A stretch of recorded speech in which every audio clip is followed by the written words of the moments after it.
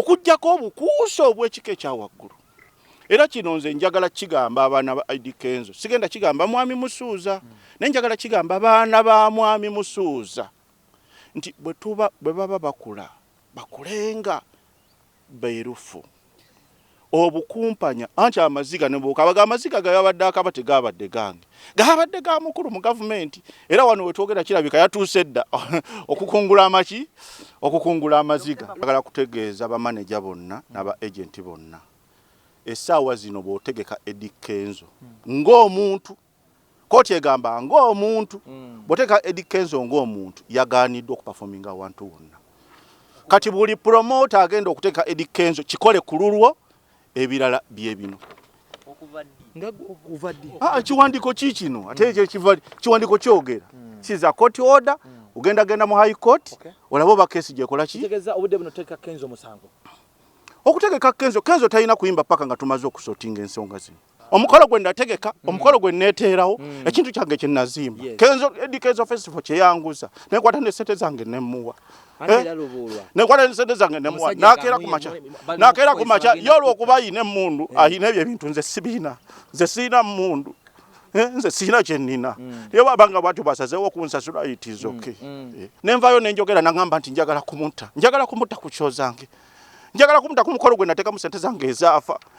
Kezi sente zange mmeka ezaafa ezayimiriza omukolo gw'ojja okole bukozi gw'ogulyemu ogamba omuntu nti ayagala kutamuttisa eki. Mwami Musuuza nkusaba mu bwombeefu bungi nze ky'oyagala ky'ojja okunkola, naye leka nfiire ku mukolo gwe. Nze nja kufa nga Gaddafi, leka nfiire ku mukolo gwange.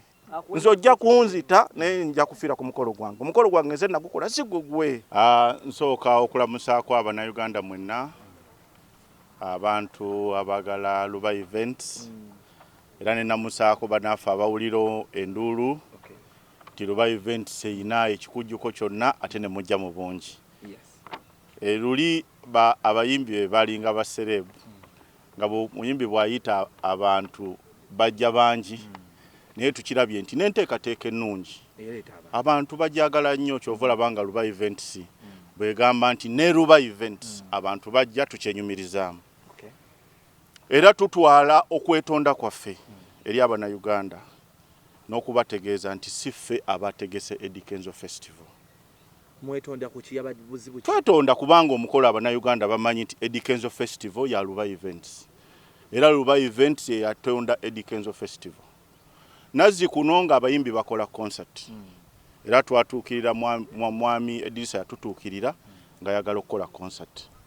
Luba Events ne mugamba tejja kola concert yo idea yaayo ya festival ya kifaananyi bwe kityo. Ani yatuukirira ani? Luba Events yayingira mu ndagaano ne mukwano gwaffe Eddy Kenzo. Era ne tuyingira mu ndagaano y'okukola Eddy Kenzo Festival.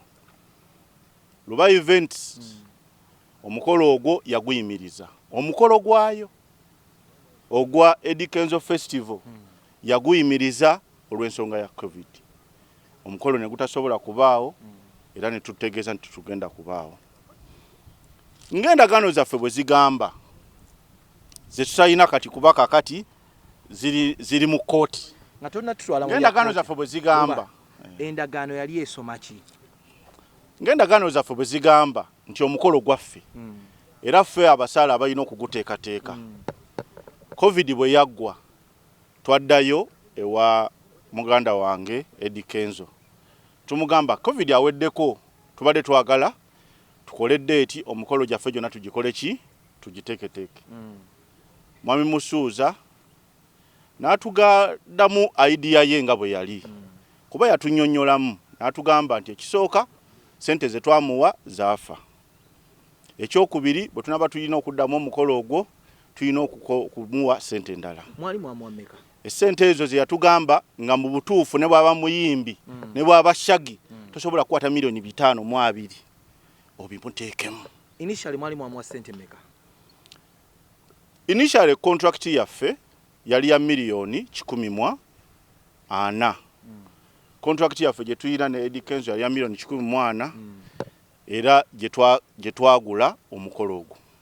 N'akomawo n'abagamba ayagala meka? N'akomawo Eddy Musuuza n'atugamba ayagala $5,000,000 mu 2 esente zaali nnyingi ne tuddayo twerowoze tulabe ki ekyokukolera situation eyo engeri gyaki tugambyemu ate nga olwedde omukolo gwaffe gwali gukukola ki gutambula ate nga twali tulina obuvune obwokuba nti omukolo tegwakola ki tegwaliwo kati olwedde nga tosobola kuddira buvune bwafunye ate obuvune n'omala n'obuleeta twabadde surprised okulaba nga omukolo gwe twali tuyina okukola e Masaka gukoleddwa e Masaka omukolo gwe twali tuyina okukola Embaale gukoleddwa Embaale Eddy Kenzo Festival evudde Embaale egenze Embarara nekitegeeza nti wonna we twalina okukola ebifo byonna twabibookinga baana twazisasula dda byonna twespace twazikola dda ate munnaffe n'agenda n'akola ate gye twalina okukola ki okukolera ng'ate twamuwa kasente kati naffe tetwabadde babi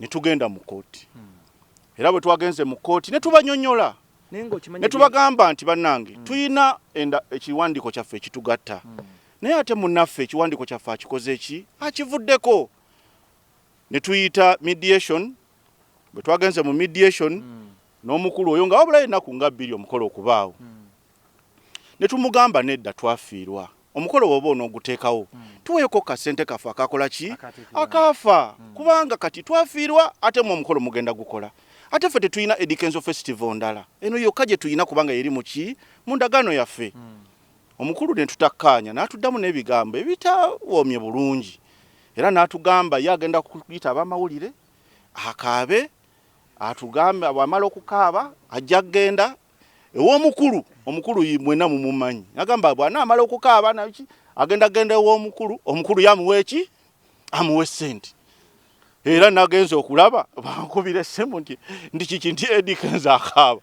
neŋŋamba okuggyako obukuusa obw'ekika ekyawaggulu era kino nze njagala kigamba abaana ba Eddy Kenzo sigenda kigamba mwami Musuuza naye njagala kigamba abaana ba mwami Musuuza nti bwe baba bakula bakulenga beerufu obukumpanya anti amaziga ne bwokabaga amaziga gabadde akaba tegabadde gange gabadde ga mukulu mu gavumenti era wano wetwogera kirabika yatuuse dda okukungula amaziga Luba lwaki muvayo mu nnaku zino ekivulu bakirangire for over 6 months ne musalawo vayo kandi secondly as a road to Eddy Kenzo ebadde ne ba promoters abenjawulo omuli ne Masike yakitegese final e Kampala lwaki mwavuddeyo at this juncture ng'ate musajja ekivulu kye okujjako mu obutaagaliza nammwe nsaba abannayuganda bategeere nti ekivulu kino bwe byatandika mpandiikidde Eddy Kenzo amabaluwa agasoba mu 18 with proof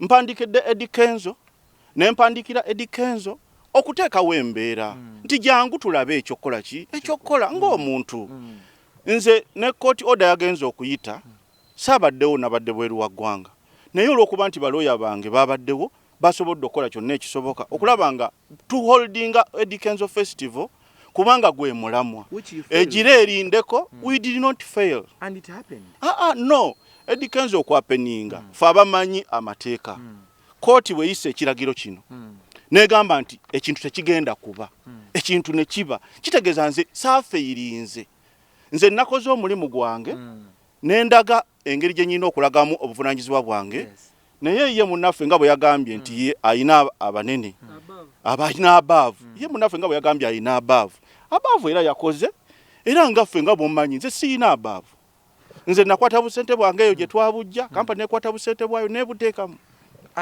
kigambibwa contract ogiyina na Eddy Kenzo togiyina na Big Talent ye yagambye ye representinze festival kituufu ekiwandiiko kino nga bw'okiraba simanyi oba okisomye kiri straininga manager kiri straininga representative kiri straininga promoter kiri straininga omuntu yenna okutegeka Eddy Kenzo Festival nze my issue is not with Big Talent my issue is with Eddy Kenzo Festival. Did you register the name Eddy Kenzo Festival mu RSB? Sebo erinnya lyo liregistaringe mu RSB. That is if erinnya lyo bw'oba otunda omuti ogwo ogenda n'oguregistaringa mu RSB. Bw'oba otunda omuti ogwo ng'ogenda ogusala embaawo oguregistaringa. National Forest what makes agreement forcible kuddira mukono gwo na kuddira mukono gwono ne muguteeka ku kiki ku kiwandiiko. Eddy Kenzo Festival bagiina oba yagikoze ngeri registered oba teyagikoze ngeri registered ekikulu kiri nti Eddy Kenzo Festival nagikolako ate Eddy Kenzo Festival eri mu ndagaano okuli omukono gwe. Biki bye wali otaddemu because it is also alleged nti neera mwafuna ssente empitirivu at a time General Salim Salewo yali asasulira ba promoter ate era n'otamuwa ogwo mutima nabaki ogwo agoyagala kusikambusi nga ye teyali tafuna. Nsaba kutegeeza abana Uganda Eddy Kenzo yafuna ssente mu government. Era Eddy Kenzo yafuna ssente mu government teyampako yadde n'ekitya n'ekikumi. Government bwe yali etuwa ssente yawalubuulwa n'abantu abalala 420. Abantu aba 420 bali bakoze Eddy Kenzo Festival. Bwe yali etuwa ssente government teyatunnyonnyola oba teyambuulira. Ssente ze yampa kyembuuza yazimpa nzitwalire Eddy Kenzo nga ssente ze nakozesa zaali zize mu Kivulu yazimpa nzigabane ne Eddy Kenzo kubanga contract gye nasayininga naye Kivulu nali nkikola naye yazimpa nzitwalire Eddy Kenzo nti zaali zize nga ze nali namutwalira zaali zaaki tutegeere essente bwe baali baziwa baziwa nanyini mukolo emu ku problem lwaki twafuna obuzibu lwakubanga Eddy Kenzo naye yennyini yali problem kubanga nali namusasula Eddy nali namusasula kati kitegeeza ye kennyini naye yemu ku bizibu lwaki batusazamu kubanga sente zennyini ze namusasula nazo zaali zirina okuba recovered kati sente ze zaali zize ye yali yatunda kati omuntu alina right okiraba omuntu yali yatunda kati bamwako milioni ana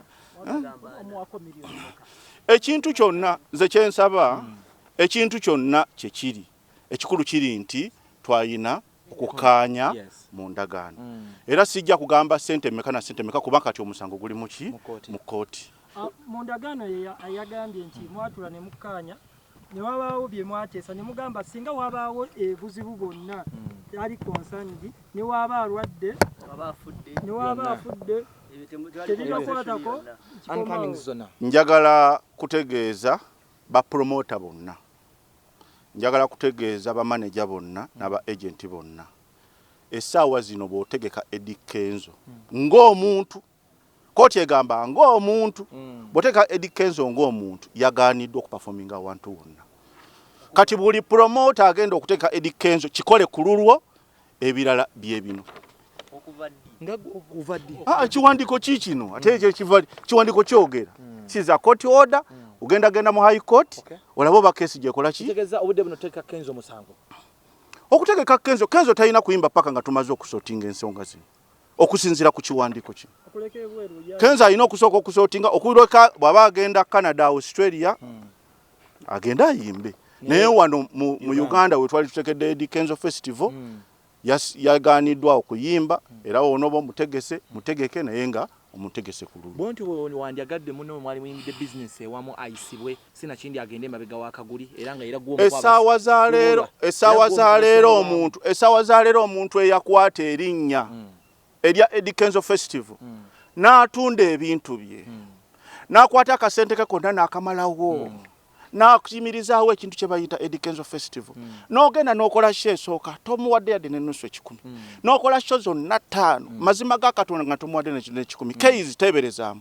oŋŋambe bw'akomekereza nze nkomekereza nti teeberezaamu just think about it omukolo gwe ndategeka omukolo gwe neeteerawo ekintu kyange kye nazimba Eddy Kenzo Festival kye yanguza nekwata ne ssente zange nemmuwa nekwata ne ssente zange nemmuwa nakeera ku makya ye olw'okuba ayina emmundu ayina ebyo ebintu nze sibiina nze siina mmundu nze siina kye nnina ye bwabanga bwatyo basazeewo okunsasula it is okay nze siina kye nnina siina mmundu ensonga y'omutta ogyogerako ki ati mutiisa mutta agamaje agabadde gamukuma nze yagalese nze mutiisa okumutta agamaje agabadde gamukuma nze nagalese eyataddewo show mu mpaka nze yagikoze nze gundi mwami Musuuza simuyinako buzibu naye nze kyeninako obuzibu gwe mukolo gwange bwabanga bwati wasazeewo era manyi kijja kuggwa era manyi tajja kola kyonna ekisoboka anzikirize hajja kola kyonna bwabanga asobodde okukikola bwaba asobodde otekawo shonnya ezannanyinizo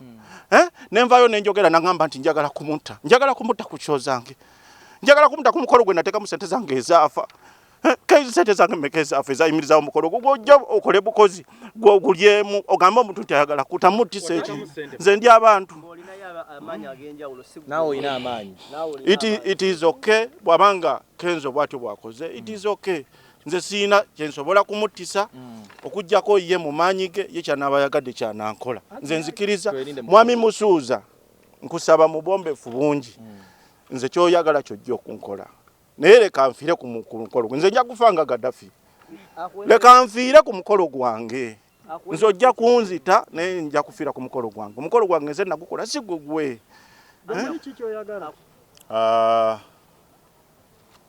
abanamateeka abataputa ensonga zino ndowooza era mu kooti emisango gye giri kye banaaba batugambye kyonna kye tujja okgenda nakyo kooti kyene betugambye kye tujja okgenda nakyo kati naggwe lwaki kyajja kitya n'obanga olina kooti order ali naakola ekivulu mbeera ki yali awo yalemesa kooti order bwe bayisa kooti bweyisa ekiragiro kubanga ffe gye tumanyi nti kooti yesembayo kooti bwe mala okuyisa ekiragiro ebiddiridde byonna bibeera bya muntu yalaba oba ayisobola okuyisaamu mu kooti olugaayu oba ye ayina amaanyi agasobola okusinga kooti abantu abamu bamaanyi okusinga kooti naye nga just ffe tubalaba bulabi naye kakati ffe abatalina maanyi bwe tusobola okuddukira nze we nsobola okuddukira wokka nsobola kuddukira ku kooti kati oyagala wali watadde mu sente meka mu Eddy Kenzo Festival ya 2020 yayiika olwa covid sisobola kugamba sente meka ze nali ntaddemu kubanga ezo ensonga zonna ziri mu kooti ebyokubala bingi ebyabbaana munangwe mwenge kivulu bwe mukimanyi oteekamu ebintu bya bbaana oteekamu ebyobulango oteekamu ebya drive zi TV ezo zonna zaali nsasule stage twali tuzidepositinze tuziwadde sente kwegamba ebintu bingi era nga bw'omanyi ekivulu kati mu bufunze gobanja sente meka kale zoganze wafiirwa nze nekyewuunyisa nyinza okubanga sibanja sente era nze mwami Musuuza ebbanga lyonna lyemaze nga muwandiikira okuva lwe yatandika okulaga nti ayagala kukola event yange mbadde simubanja sente mbadde nga mubanja kukkaanya kubanga ekyamazima kiri nti nateekamu era nafiirwa kye mbadde nga munonyeza kulaba nga nfuna okukkaanya kubanga nze siina maanyi ye yalina amaanyi naye kati kooti ye neesalawo ye bwe nebeerabye kyerabye kyonna yo kye neegamba nze kye ŋŋenderako